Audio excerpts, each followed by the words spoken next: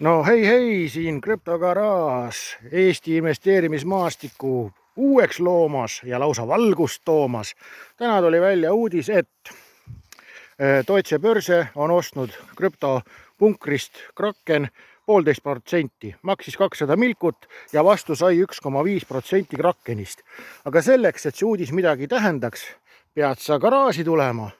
Garaažis võtame asja lahti ja lahti võtame ta järgnevalt.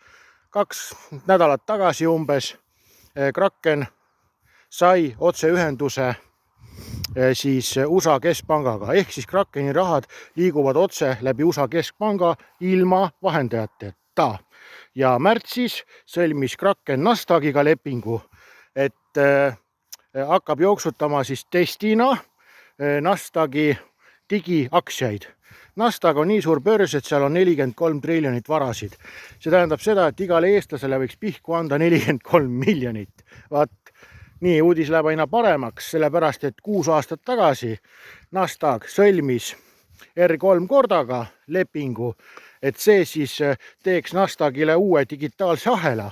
Nii, aga umbes 12 aastat tagasi R3 korda sõlmis Cinfiniga lepingu, et see teeks R3 kordale uue makseahela.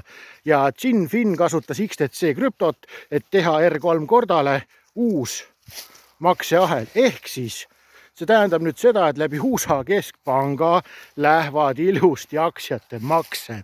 Vot, mis suurel tasemel käib ja on ühendatud siis ära ilusti nüüd läbi Krakeniga siis või Krakenit kasutades vahelülina nii Euroopa kui USA turud. Eks seda uudist võib veel rohkemgi lahata, aga see on juba tasulistele. Tšau, pakaa, näeme garaažis.